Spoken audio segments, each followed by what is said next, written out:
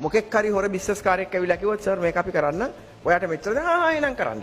එතකොට කවුද ඒවට ගෙවන්නේ? මේ රාජපක්ෂලාගේ ආච්චි අම්මලා නෙමෙයිනේ. ගෙවන්නේ රට. ඒවෙන් කිසිම වාසියක් නැහැ රටට. මත්තල එයාපෝට් එකට එක ප්ලේන් එකක්වත් බැහැලා නැහැ. කෝටි ගණන් වියදම් කරලා ඒකෙන් කෝටි ගණන් ඒගොල්ලන්ගේ සාක්කු වලට ගිහිල්ලා. තාමත් ඒවට අපි ගෙවනවා. හම්බන්තොට වරාය. මම පටන් ගත්තේ. කොහොම කරන්න නෙමෙයි වෙන වැඩක් කරන්න. ඒගොල්ලෝ සම්පූර්ණ ඒක වෙනස් කරලා චීනයේ කිව්ව විදිහට වෙනස් කරලා කෝටි ගණන් පගා ගහලා වරායට නැවක් එන්නත් බෑ. ඊළඟට බණ්ඩාරනායක සම්මන්ත්‍රණ ශාලාවට තියෙන ඉරිසියාවට රාජපක්ෂ සම්මන්ත්‍රණ ශාලාවක් හැදුවා. මොකෙක්වත් යන්නේ නැහැ එතෙන්ට සම්මන්ත්‍රණ වලට. ඒකත් වහලා. ඒකෙනුත් තව කෝටි ගණනක් සාක්කුවේ දාගෙන. මට එක එක කියන්න පුළුවන්. ඊළඟට මම පටන් ගත්ත හොඳ ව්‍යාපෘතිට රට අවශ්‍ය දේවල්. අධිවේග මාර්ග. කොළඹ කටුනායක අධිවේග මාර්ගය මම පටන් ගත්තේ 75ක් විතර ඉවර කළා මං ගෙදර යනකොට. කොළඹ දකුණ අධිවේග මාර්ගය 50කට වැඩි ඉවර කළා. ඩිසයින් කරන්න තමයි වැඩි හරියක් වෙලා යන්නේ. ඩිසයින් කරලා ඉඩම් අත්පත් කරගෙන මිනිස්සු උසාවි යනවා බෑ කියනවා ඉඩම් අත්පත් කරගෙන ඒ මිනිසුන්ට ඒවට ගෙවන්න මුදල් හොයලා පිට රටින් ආධාර සහ මුදල් ලබාගෙන වැඩ පටන් අරගෙන භාගයකට වැඩි පටන් අරගෙන දකුණු අධිවේග මාර්ගයට ගෙදර ගියේ. මොකද කරේ? අරගොල්ලන්ට එන්න කිව්වා. කොන්ත්‍රාත්කාරයින්ට. මට ඕනේ මේකේ සම්පූර්ණ කොස්ට් එකෙන් මේකේ සම්පූර්ණ අනුමත වියදමෙන් 50%ක් මට කොමිස්සෝනේ. ලොක්කම කියලා තියෙන්නේ. මට ඒගොල්ලෝ ඇවිල්ලා කිව්වා.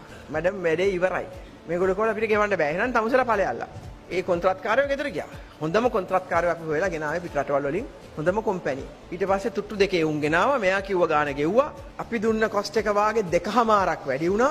උදාහරණයක් වශයෙන් නොර්වොච් වල අපි අස්සම් කරුවේ මිලියන් 280ට ඩොලර්. මහින්ද කැන්සල් කළා. එයාගේ පගාව අරගෙන අස්සම් කරුවේ 520ට. ඩොලර් මිලියන් 280 520 වුණා. තවමත් අපි ඒවට තමයි ගෙවන්නේ. මේවා පැහැදිලිව තමුන්නාසලා වටහා ගන්න ඕනේ. හැබැයි අපි හොරකම නොකර අර විදිහට හොඳ සැලැස්මක් අනුව රටට ආර්ථිකයට වාසි වෙන මේ වැඩ කටයුතු කරමින් හොරකම නැවැත්තුවොත් රටේ මුදල් එකතු වෙනවා. අන්න එතකොට අපිට හොඳට හැදෙන්න පුළුවන්. හොරකම් නොකර.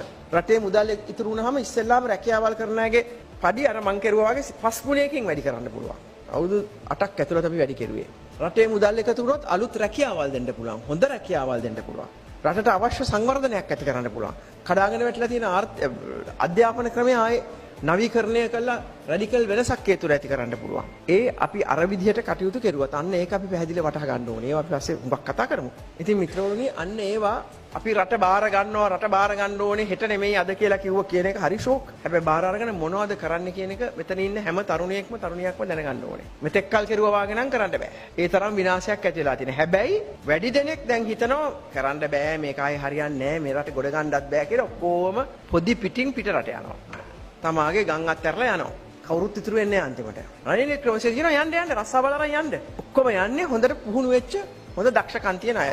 වෛද්‍යවරු, නර්ස්ලා හෙට අනිද්දා රජේ රෝහල් වහන්න වෙයි